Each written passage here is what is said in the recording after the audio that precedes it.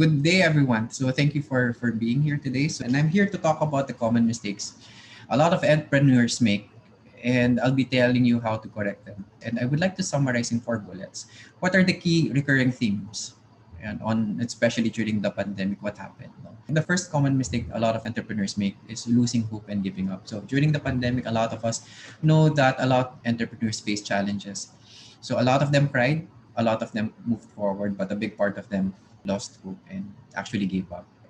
So that's the first thing. The next one is you're thinking about, your company as defined by your products. You are your products, and narrowing your focus on how you can improve your product and services, to address the situation. The third one is refusing to adapt. A lot of entrepreneurs here, I've been in the business for 30 years. I've weathered a lot of challenges. So why will I change now? So not the notion of not adapting. And lastly is we all know that cash flow was tight. So the natural reaction was to cut costs. Let's say lay off people, maybe cut corners, whatever, just for the company to survive. So those are the 4 common mistakes. Now, before I move on to the how you will address this, let me introduce you to an entrepreneur. Her name is Sharon Gonzales Colmatico, and you guessed it right, she's my sister. She's my eldest sister, and she's actually an owner of an SME called Morination. And what Morination is actually is, it's fundamentally an agricultural trader. So they buy from farmers and then they sell it. So that's basically their business model. And but in 2020, despite the COVID challenges, it actually, Sharon turned the COVID situation into a banner year for the business for Morination. And what did she do? She basically partnered with the UN and she supplied hygiene and cleaning products to the hospitals. Okay. So I know what you're probably thinking. You're probably thinking, what the hell? It is so random. How can an agriculture company become a supplier of the United Nations for hygiene and cleaning products? It's something very random. And I'll tell you, no, it's not random. And I'll tell you how. So here's how. And I will tell you the 4 lessons on how to do it. The first notion is on turning an issue into an opportunity.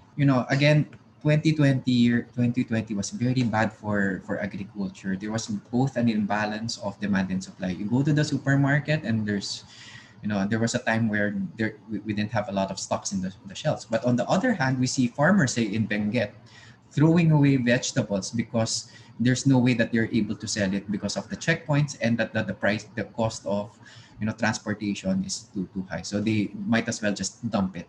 So an imbalance of demand and supply. Again, the first one is about turning the issue into an opportunity. Now, the second thing that Sharon did was she said that the company is not defined by your product.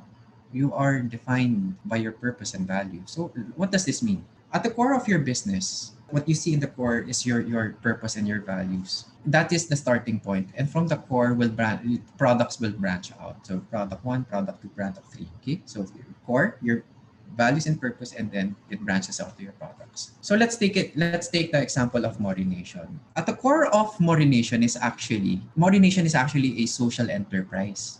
And what Morination said is that at the core of who we take care of those people who take care of us. And if in fact if you look at their business model, it just doesn't end with agriculture. Agriculture is just one part of their business. So they take care of the farmers, and what they do is that they make sure that it's fair trade. No, they actually give one of the highest farm gate prices. They buy from the farmers at higher than the farm gate, which is above industry, and they also provide other assistances to the farmers. And what happens is that because the values of the company is very strong, it aligned to a key vendor, which is the United Nations. So in fact, as early as during the Yolanda days, they've already partnered with the United Nations, and they've proven themselves to be a reliable partner.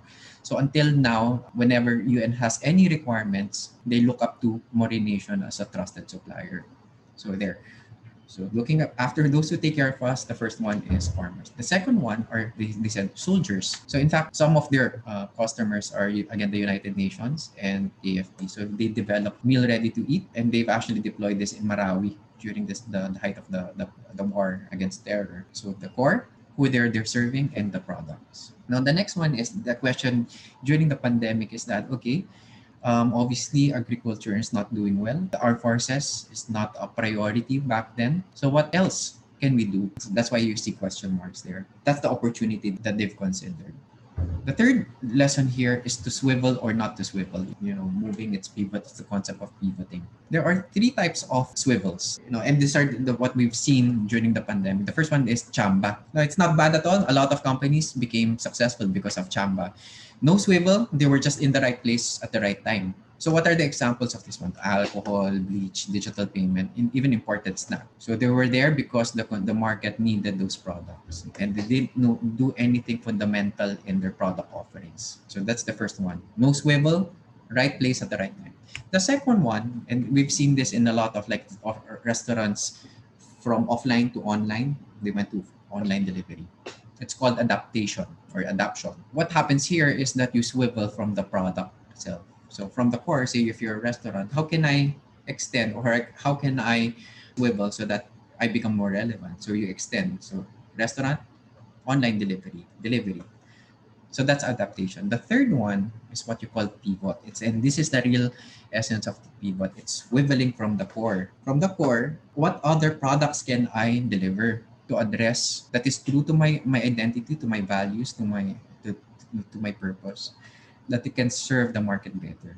And this is the example that I gave you earlier, Morination. They pivoted from the core. And that's why from this example, they will swivel, they pivoted to healthcare, health workers. So how they did it? No, again, they partnered with a reliable client, which is United Nations. In this case, it's the UNICEF. And basically they assembled, hygiene and cleaning products for hospitals. So you think it is random, but for them it's not, because they just kept to who they are, looking after those who cared for us. Because if they simply focused on the product assortment, which is on agriculture, then the model will be very different. The next one is on the notion of give more when you have less. What Morination did actually from the pivot strategy, health workers, is that they made sure that they provide the best service, the best value for the people who they work with, their customers, their suppliers, and their employees and partners. And how did they do it? For one is that they provided the best value to the United Nations. So even for the things that are not required by the United Nations, they provided. And one thing that's remarkable about them is that from the time that the order was triggered to actual delivery, they were only given 1 week to assemble an assortment of products. And mind you, they don't just source it from one supermarket. They had to talk to each of the suppliers, individually talk to those companies, figured out the logistics so that everything is timed in terms of delivery, and of course the assembling of everything, all within a time frame of 1 week. And that's how they were able to deliver value. And the one thing about them is that they offered actually the lowest price in the market, far lower than the supermarkets. How did they do it? They partner with suppliers that are aligned to their values. Say P&G, Colgate Palmolive. These are caring Clorox company. These are caring companies. Companies would like to help the communities and the people around us.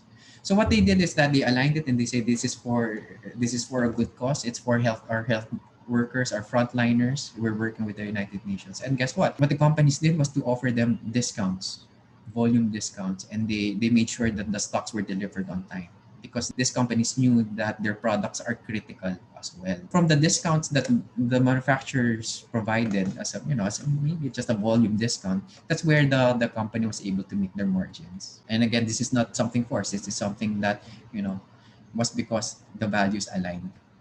And lastly is that on their employees and business partners. So they make sure that they took care of their employees.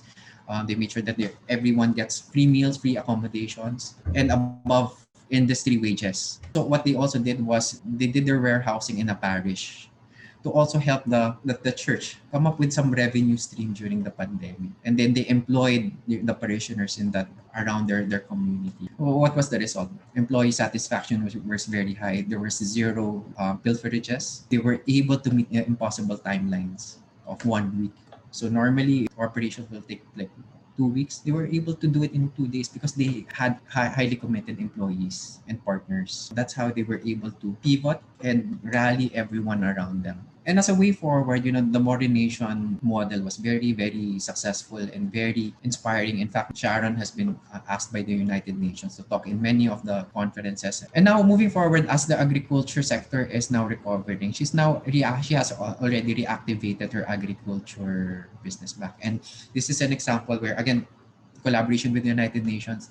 This is a rice support to the MILF in Mindanao. No.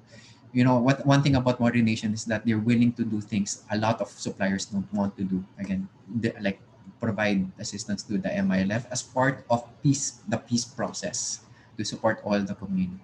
In the process, as you do this, you also help the farmers, the soldiers who are in the fighting the rebellion.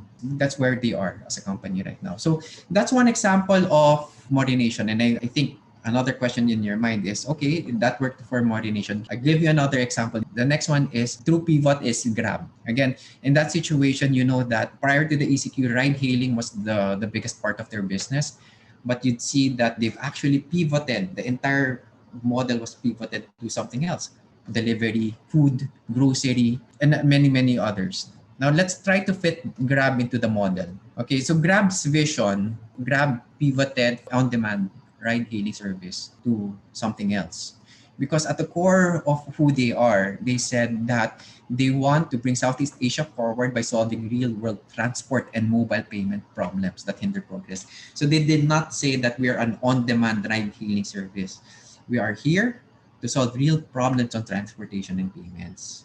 And of course, the values as they have defined it. So if you put it in the model, so that's the core, the vision and their values from transport to delivery. Now they've actually pivoted to many other businesses. And how does that work when it comes to impact to the stakeholders, customers? For the customers of Grab, they're basically saying, it's okay. We're risking our own safety.